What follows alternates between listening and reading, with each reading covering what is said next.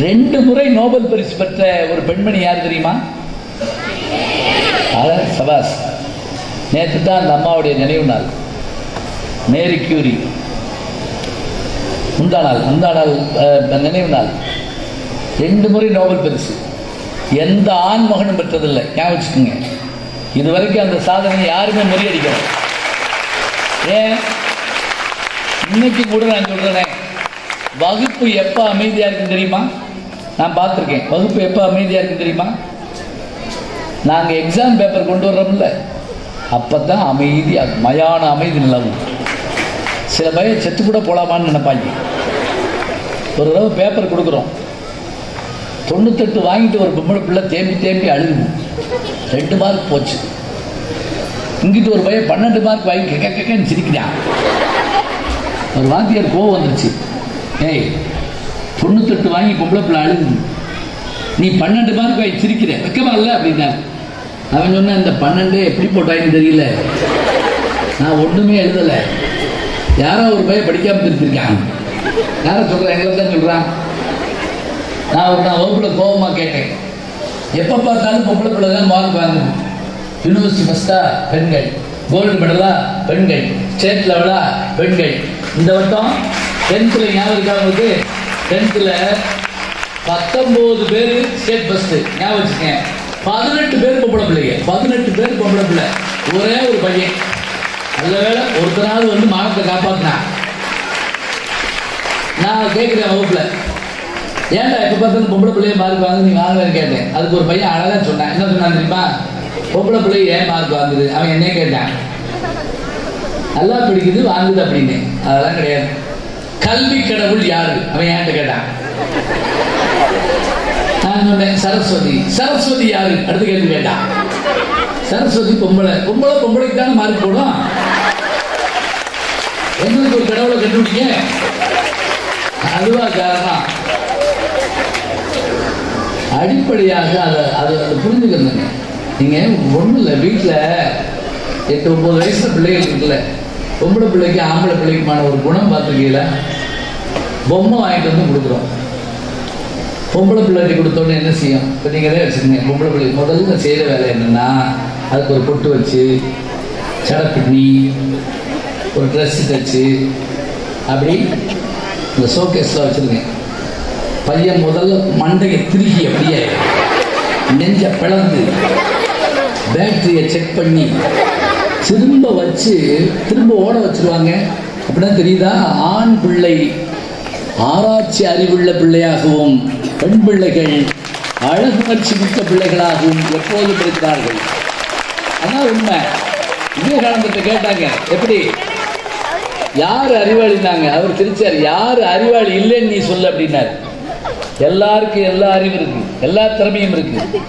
இந்த திறமையை கண்டுபிடிக்கணும், தான் முக்கியம் நமக்கு. அதான் நான் என்ன பண்ணுவேன்னா, வகுப்புல மார்க் பேப்பர் கொடுக்குற போது 99 மார்க்கோ 90 மார்க்கோ வாங்கின அந்த பேப்பரை ஒரு 60 மார்க் வாங்கின பையன்கிட்டையோ பொண்ணுகிட்டையோ கொடுத்து, முதல்ல நீ இந்த பேப்பரை பாரு, ஏன் நீ வாங்கலைன்னு கண்டுபிடி. அதான் முக்கியம். நீ ஏன் வாங்கலைன்னு பார்த்துக்கோ. அதுக்கு என்ன செய்யணும்னா, இந்த குறைபாடை நீக்க நம்ம பார்க்கணும். நமக்கு கோபம் வரணும் முதல்ல. இப்போ கிரிக்கெட் பார்த்துக்கிட்டு இருக்கப்ப அதில் வரக்கூடிய டோனியோ அல்லது டெண்டுல்கரோ 98 அடிச்சிட்டாருன்னு வச்சுக்கோங்க, அப்படி உயிரை கையில் பிடிச்சிட்டு உட்காந்துருக்காங்க. நான் 2 ரன்னு, நான் 2 அடிச்சிட்டா எங்கள் அப்பாவுக்கு மொட்டை போடுறேன் அப்படின்னு நினைக்கிறாங்க. நான் ஒரு வீட்டுக்கு போயிருந்தேன், குடும்பமே உட்காந்து கிரிக்கெட் பார்த்துட்டு இருக்காங்க. கூடிக்கிட்டு இருக்கு ரன்னு, இன்னும் 2 ரன் எடுத்தால் செஞ்சுரி அடிக்க போகிறாரு யார்? டெண்டுல்கர். அங்கே இருக்க அந்த பொண்ணுகிட்ட இப்போ தண்ணி வந்துட்டு வாமா அப்படின்னேன். போகமாட்டேன் அப்படின்னு அந்த பிள்ளை. ஏன்னு கேட்டேன். போன மட்டும் இப்படித்தான் டெண்டுல்கர் தண்ணி இது கிரிக்கெட் அடிக்க விளையாடுறப்ப 98 ரன் எடுத்தப்ப தண்ணி மோக்க போனேன், அவர் அவுட் ஆகிட்டார். அதுலேருந்து நான் எவனுக்குமே தண்ணி மோந்து கொடுக்க மாட்டேங்க. இப்படி ஒரு அறிவை நீங்கள் எங்கே போய் பார்ப்பீங்க?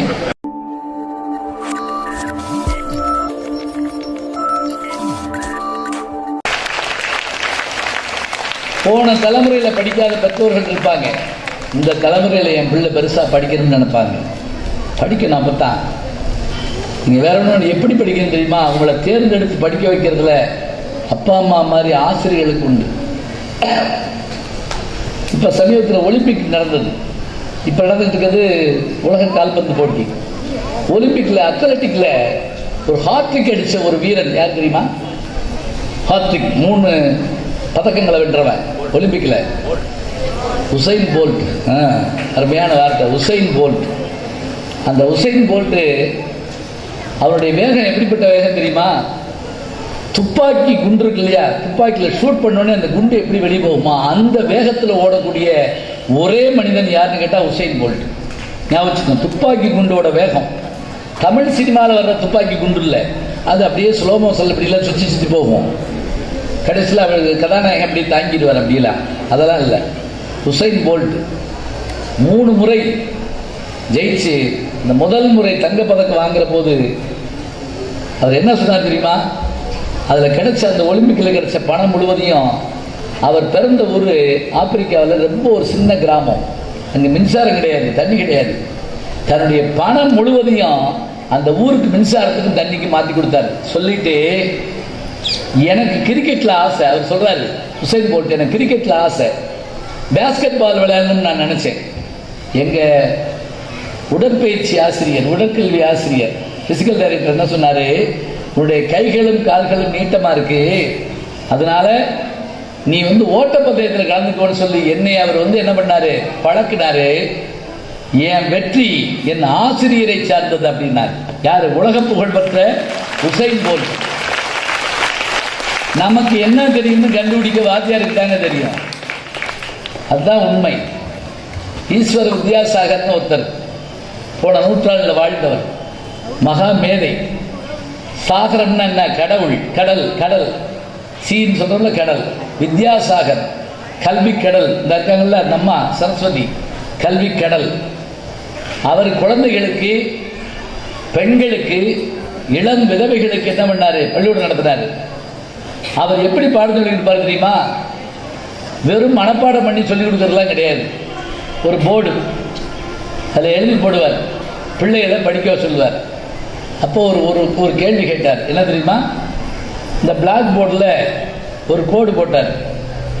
போட்டுட்டு குழந்தைகளை பார்த்து ஒரு கேள்வி கேட்டார். இப்போ நான் ஒரு கோடு போட்டேன், உங்களில் யாராவது எந்திரிச்சு நான் போட்ட கோட்டை அழிக்கக்கூடாது, ஆனால் சின்னதாக்கணும், எப்படி ஆக்குவீங்க?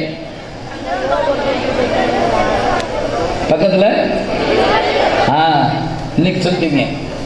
அன்னைக்கு அது ஒரு ஏழை வீட்டு குழந்தைகள், படிக்காத குழந்தைகள் எல்லாம் அப்படி பார்த்துக்கிட்டு இருக்கு. கோடு போட்டிருக்காரு, அதை அழிக்காமல் சின்னதாக்கணும். ஒரு பையன் எந்திரிச்சு என்ன பண்ணான் தெரியுமா?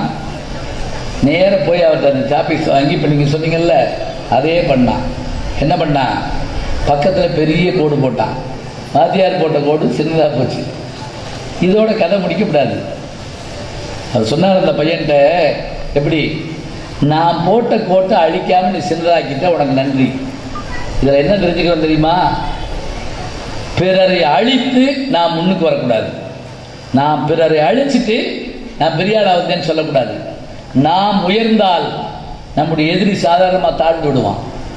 ஓங்கி உலகளந்த உத்தமன் பேர்பாடி நாங்கள் நம் பாவைக்கு சாற்று நீர் ஆடினால் தீங்கின்றி நாடெல்லாம் திங்கள் மும்மாறி பெய்து ஓங்கு பெருஞ்சென்னல் ஊடுகையலுகள பூங்குவளை போதில் பொறிவண்டுகள் படுப்ப தேங்காதே புக்கிருந்து சீர்த்தமலை பற்றி வாங்க குடம் நிறைக்கும் வள்ளல் பெரும்பசுக்கள் நீங்காத செல்வம் நிறைந்தேலோ ரெம்பாவாயின் பாடக்கூடிய ஆண்டாள் ஓங்கி உலகளந்த உத்தமன் ஒரு வார்த்தை சொல்லுவாருக்கு. என்ன அர்த்தம் தெரியுமா? உத்தமன்னா பிறரை அழித்து தான் வாழ்பவன் யாருன்னு கேட்டா அதமன். பிறரை அழிச்சு தான் வாழ்வான். பிறரும் வாழட்டும் தானும் வாழட்டும் நினைக்கிறவன் மத்திமன். பிறர் வாழ்வதற்காக தன்னை அழித்து கொள்றான் பாருங்க, அவன் தான் உத்தமன். அவன் அப்படி பார்த்தா வரணும். இப்ப நீங்க மெழுகுவத்தி பொருத்தணும், அந்த மெழுகுவத்தி உருகிக்கிட்டே இருக்கு. எதுக்கு? வெளிச்சம் தருவதற்காக. பிறருக்காக வாழுகிற தன்மை நமக்கு வேணும். அறிவுங்கிறது சாதாரணம் கிடையாதுங்க. வாரியார் சாமிகிட்ட ஒரு முறை நான் கேட்டேன். கிருபானந்த வாரியார்னு ஒரு பெரிய மேதை இருந்தார். அவர்கிட்ட நான் கேட்டேன், எந்த கேள்வி கேட்டாலும் பதில் சொல்றீங்களே, எந்த மேடையில் பேச சொன்னாலும் உடனே பேசுறீங்களே, எப்படி சாமின்னு கேட்டேன். அவர் என்ன சொன்னார் தெரியுமா? வாட்டர் டேங்கை ஃபுல் பண்ணி வச்சுக்கோ. வாட்டர் டேங்க் எது? மூளை. வாட்டர் டேங்கை ஃபுல் பண்ணி எந்த குழாயை திறந்தாலும் தண்ணி வரும். நீ நல்லா படிச்சுட்டேன்னா உன்னால் எது வேணாலும் சாதிக்க முடியும். ஹெலன் ஹெல்லரை பற்றி இன்னைக்கு நான் வானொலியில் கேட்டுக்கிட்டே வந்தேன். ஹெலன் ஹெல்லர் கேள்விப்பட்டிருக்கீங்களா? அந்த அம்மா பிறந்த போது அழகான பெண் குழந்தை. 18 மாதம் 1.5 வயசு ஆன போது காய்ச்சல் வந்துச்சு, கண் பார்வை போச்சு, காது கேட்காததால பேச முடியாம போச்சு. ஞாபகம் வச்சுக்கோங்க, ஊமையாக உலகத்தில் ஒரு குழந்தையும் பிறக்காது. காது கேட்கலைன்னா பேச முடியாது. இப்ப கண்ணு தெரியாது, காது கேட்காது, பேச முடியாது. இந்த குழந்தையை எப்படி வளர்க்க போறோம்னு அந்த பெற்றோர்கள் முயற்சி பண்ணாங்க. ஒரே ஒரு செவிலித்தாய் கூட இருந்தா. அந்த அம்மா அந்த குழந்தையை வளர்க்கப்பட்ட பாடு, வளர்த்து அந்த குழந்தை எப்படி தெரியுங்களா? கவிதை எழுதிச்சு, நாடகம் எழுதிச்சு. அதாவது தொலைக்காட்சிக்கு நாடகங்களுக்கான டைரக்டரா இருந்தது. இத்தனையும் கண்ணும் இல்லை, காதும் இல்லை, பேச முடியாது. 3 திறமையும் 3 புலன் குறைஞ்சு போச்சு. ஆனா தெரியும் எல்லாம். ஒரு தடவை ஒரு நிருபர் எழுதி கேட்குறாங்க, பிரெயில் சிஸ்டத்தில் இப்படி தடை தடை தடை படிக்கணும். அதை கேட்குறாங்க, கடவுள் உங்கள் முன்னே தோன்றி உங்களுக்கு காது, வாய், அதே போல கண், இந்த 3ல் எது வேணும்னு கேட்டால் நீங்க என்ன கேட்பீங்க? பார்வை வேண்டுமா, செவிப்புலன் வேண்டுமா, பேச வேண்டுமா, எது கேட்பீங்க? அதுக்கு அந்த ஹெலன் ஹெல்லர் என்ன சொல்லியிருப்பாருன்னு நினைக்கிறீங்க? நம்மளா இருந்தால் என்ன சொல்லுவோம்? முதல்ல கண்ணு கேட்போம். எக்கச்சக்கமான சீரியலை விட்டுட்டு நான் அவ்வளவையும் விடாம பார்ப்பேன் சொல்லுவோம். இன்னும் சில பேர் வாய் கேட்பாங்க. எத்தனை பேர் என்னை வஞ்சாங்க, திருப்பி வையாம திருந்தேன் நான் சொல்லுவோம். ஆனால் அந்த அம்மா சொன்னாங்க, காது தான் கேட்பேன், செவிப்புலன் வேணும்னு. ஏன்னா இந்த செவிப்புலன் தான் பிறர் உழைப்பை அப்படியே நமக்கு தருது. இப்போ நான் பேசுறேன் இல்லையா, இவ்வளவு நேரம் நான் பேசுறேன்னா என் அனுபவமும் என்னுடைய உழைப்பு எல்லாத்தையும் நான் உங்களுக்கு அள்ளி தர்றேன். இது பூரா உங்களுக்கு போய் சேர்ந்துருக்கணும், சேர்ந்தா தான் உண்டு. அதனாலதான் இப்ப இங்க சாப்பிட்ட உணவு இங்க போனா 3 மணி நேரம், அதுக்கு மேல இருக்காது. மத்தியானம் சாப்பிட்டு இப்ப அநேகமா பசிக்கும், பிள்ளைங்க நெளியுது, நான் பாக்குறேன். இங்க சாப்பிட்ட உணவு இங்க போனா 3 மணி நேரம். ஆனா இங்க கேட்ட செய்தி இருக்கு இல்லையா, இப்ப நான் பேசுறதெல்லாம் அது உங்க மனசுக்குள்ளேயோ உங்க மூளைக்குள்ளேயோ போனா சாகுற வரைக்கும் மறக்கப்படாது. நான் சொல்லல, திருவள்ளுவர் சொல்றாரு. எப்படி? செல்வத்துள் செல்வம். பிரபாதம் தமிழ் வார்த்தைக்கு ஒரு பாராட்டு சொல்லணும். செல்வத்துள் செல்வம், செல்வம் அச்செல்வம். இதுல எத்தனை தடவை செல்வம் வந்துச்சு தெரியுமா? சிலபஸ்ல இல்லை. 5 தான். ஒன்று கவனித்தாங்க, கலந்துட்டாங்க. நம்பிக்கையோடு 10 சொல்லிட்டாங்க. திருக்குறள் 7 சொல்லுதான். செல்வத்துள் செல்வம், செவி செல்வம், அச்செல்வம், செல்வத்துள் எல்லாம் தலை. அதுக்கு என்ன எப்படி ஞாபகம் வச்சுக்கலாம்னா, மெய், வாய், கண், மூக்கு, செவி, 5 செல்வத்தை நுகர்றோம். இப்ப மெய், உடம்புல ஆடை அணிஞ்சிருக்கிறோம், அணிகலன் போட்டுக்கிறோம், இல்லை செல்வம். வாய், தின்னே தீர்த்துறோம். கண்ணு, பார்த்து மகிழ்றோம். நாசி, நுகர்ந்து இருக்கிறோம். ஆனா இதெல்லாம் மறைஞ்சிடுமா? காதில் கேட்டது மறையாதான். நான் நீங்க சொன்னோன்னே எனக்கு மகிழ்ச்சியா இருக்கு. செல்வத்தில் செல்வம், செவி செல்வன்ட்டீங்க டக்குன்னு. ஒரு கிராமத்தில் கேட்டேன் நான். இப்படி தாய்மார்கள் நிறைய பேர் இருந்தாங்க. சின்ன கிராமம். செல்வத்துள் செல்வம் அப்படின்னே ஒரு அம்மா இருந்துச்சு, திருமதி செல்வம் அப்படி சொல்லிச்சு. ரொம்ப பாராட்டினேன். திருவள்ளுவருக்கு இந்த வாய்ப்பு கொடுத்து வைக்கல. காதில் கேட்டால் அப்படியே நிற்கணும், மனசுக்குள்ள உள்ள போகணும். அப்படியே அது கேட்டால் தான் நமக்கு சிறப்பாக இருக்கும். இப்போ நான் முதல்ல சொன்ன மாதிரி பெற்றோர்களுக்கு சொன்னேன், ஆசிரியர்களுக்கு சொன்னேன். மாணவர்களுடைய கடமை என்ன?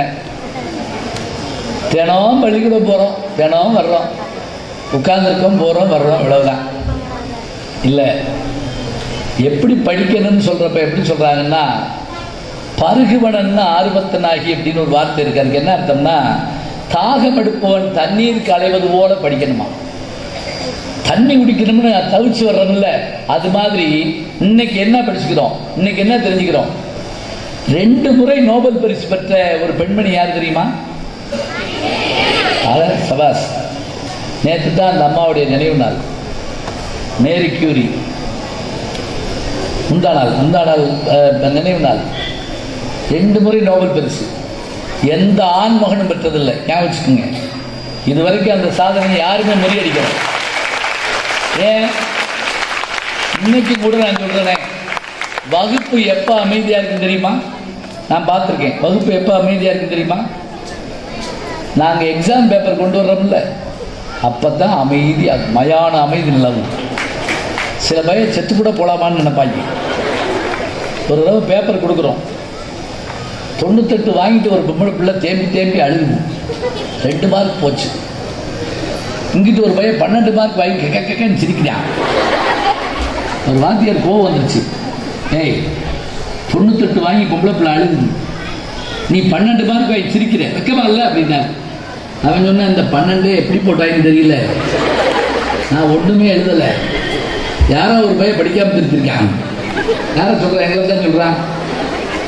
நான் வகுப்பில் கோபமாக கேட்டேன், எப்போ பார்த்தாலும் பொம்பளை பிள்ளை தான் மார்க் வாங்குது.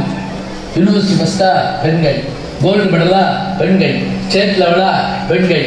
இந்த வட்டம் 10th ஞாபகம் இருக்கா உங்களுக்கு? 10th 19 பேர் ஸ்டேட் ஃபஸ்ட்டு. ஞாபகம் வச்சுக்கங்க. 18 பேர் பொம்பளை பிள்ளைங்க. 18 பேர் பொம்பளை பிள்ளை, ஒரே ஒரு பையன். நல்ல வேலை ஒருத்தனாவது வந்து மானத்தை காப்பாற்றினான். நான் கேட்குறேன் வகுப்புல, ஏன்டா எப்போ பார்த்தாலும் பொம்பளை பிள்ளைய மார்க் வாங்குது, நீ வாங்கலன்னு கேட்டேன். அதுக்கு ஒரு பையன் அழகாக சொன்னான். என்ன சொன்னான் தெரியுமா?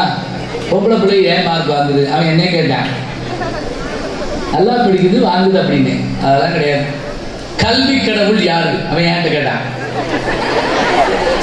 நான் சொன்னேன் சரஸ்வதி. சரஸ்வதி யாரு? அடுத்த கேள்வி கேட்டான். சரஸ்வதி பொம்பளைக்கு தானே மார்க் போடும். எங்களுக்கு ஒரு கடவுளை கண்டுபிடிங்க. அதுவா காரணம்? அடிப்படையாக அதை புரிஞ்சுக்கணுங்க. நீங்க ஒன்றும் இல்லை, வீட்டில் 8-9 வயசுல பிள்ளைகள் இருக்குல்ல, பொம்பளை பிள்ளைக்கு ஆம்பளை பிள்ளைக்குமான ஒரு குணம் பார்த்துருக்கீங்களா? பொம்மை வாங்கிட்டு வந்து கொடுக்குறோம். பொம்பளை பிள்ளைக்கு கொடுத்தோன்னே என்ன செய்யும்? இப்போ நீங்களே வச்சுக்கோங்க. பொம்பளை பிள்ளை முதல்ல செய்கிற வேலை என்னென்னா, அதுக்கு ஒரு பொட்டு வச்சு, சடை பின்னி, ஒரு ட்ரெஸ்ஸு தைச்சு, அப்படி இந்த ஷோகேஸில் வச்சுருங்க. பையன் முதல்ல மண்டையை திருகி அப்படியே நெஞ்ச பிளந்து பேட்டரியை செக் பண்ணி திரும்ப வச்சு திரும்ப ஓட வச்சிருவாங்க. அப்படின்னா தெரியுதா? ஆண் பிள்ளை ஆராய்ச்சி அறிவுள்ள பிள்ளையாகவும், பெண் பிள்ளைகள் அழகுணர்ச்சி மிக்க பிள்ளைகளாகவும் எப்போதும் இருக்கிறார்கள். அதான் உண்மை. விவேகானந்தத்தை கேட்டாங்க, எப்படி யார் அறிவாளினாங்க? அவர் சிரிச்சார். யார் அறிவாளி இல்லைன்னு நீ சொல்லு அப்படின்னாரு. எல்லாருக்கும் எல்லா அறிவும் இருக்கு, எல்லா திறமையும் இருக்கு. இந்த திறமையை கண்டுபிடிக்கணும், அதான் முக்கியம் நமக்கு. அதான் நான் என்ன பண்ணுவேன்னா, வகுப்புல மார்க் பேப்பர் கொடுக்குற போது 99 மார்க்கோ 90 மார்க்கோ வாங்கின அந்த பேப்பரை ஒரு 60 மார்க் வாங்கின பையன்கிட்டையோ பொண்ணுகிட்டையோ கொடுத்து, முதல்ல நீ இந்த பேப்பரை பாரு, ஏன் நீ வாங்கலேன்னு கண்டுபிடி. அதான் முக்கியம். நீ ஏன் வாங்கலைன்னு பார்த்துக்கோ. அதுக்கு என்ன செய்யணும்னா, இந்த குறைபாடை நீக்க நம்ம பார்க்கணும். நமக்கு கோபம் வரணும் முதல்ல. இப்போ கிரிக்கெட் பார்த்துக்கிட்டு இருக்கப்ப அதில் வரக்கூடிய தோனியோ அல்லது டெண்டுல்கரோ 98 அடிச்சிட்டாருன்னு வச்சுக்கோங்க, அப்படி உயிரை கையில் பிடிச்சிட்டு உட்காந்துருக்காங்க. நான் 2 ரன்னு, நான் 2 அடிச்சிட்டா எங்கள் அப்பாவுக்கு மொட்டை போடுறேன் அப்படின்னு நினைக்கிறாங்க. நான் ஒரு வீட்டுக்கு போயிருந்தேன், குடும்பமே உட்காந்து கிரிக்கெட் பார்த்துட்டு இருக்காங்க.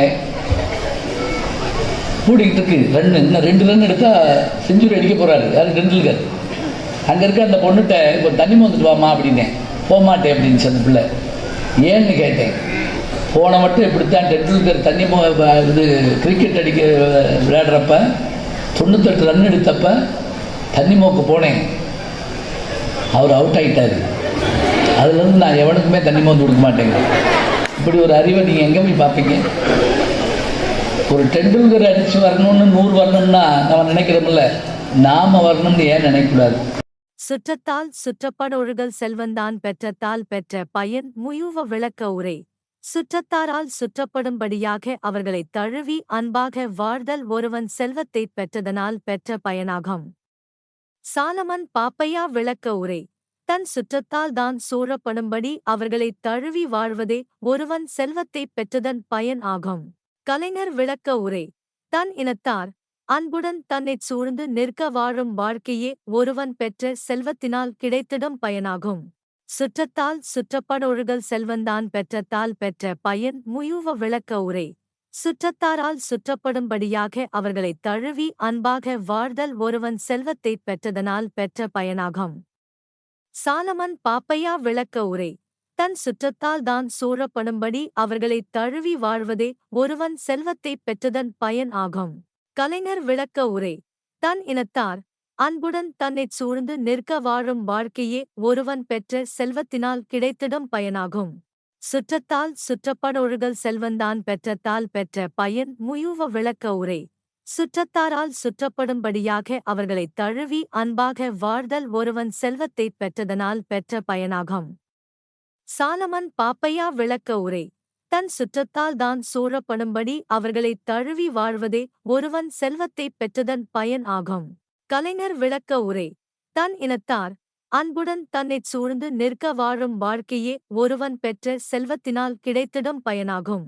சுற்றத்தால் சுற்றப்படொழுகல் செல்வந்தான் பெற்றத்தால் பெற்ற பயன் முயுவ விளக்க உரை.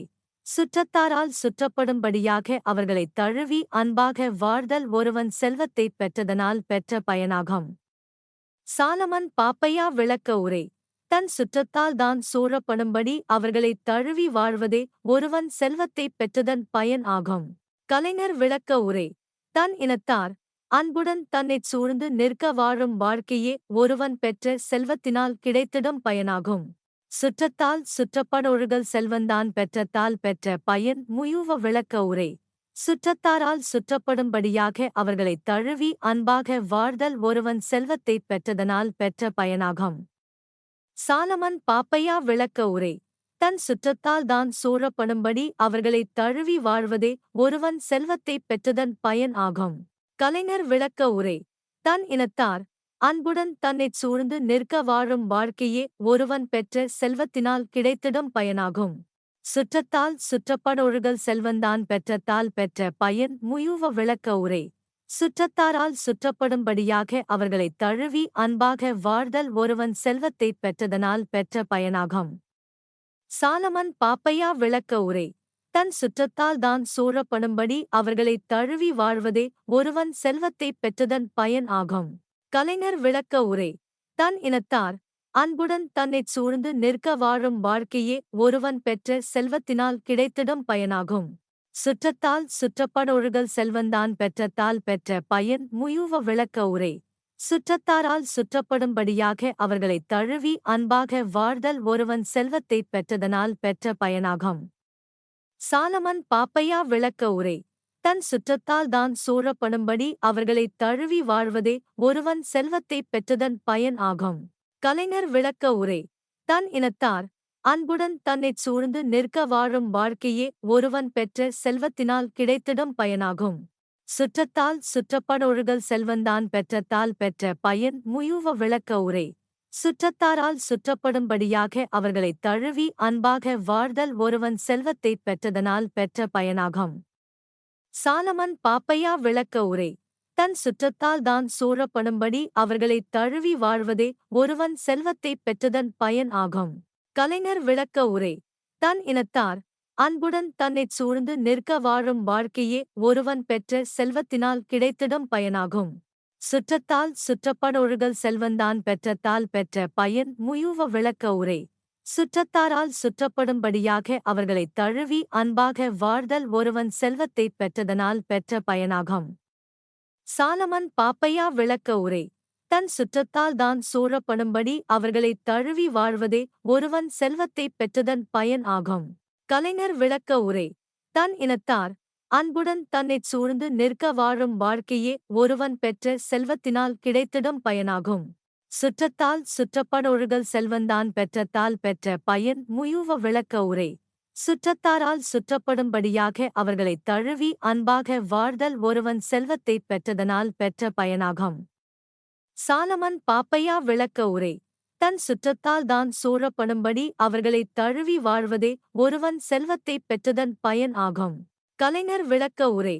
தன் இனத்தார் அன்புடன் தன்னைச் சூழ்ந்து நிற்க வாழும் வாழ்க்கையே ஒருவன் பெற்ற செல்வத்தினால் கிடைத்திடும் பயனாகும்.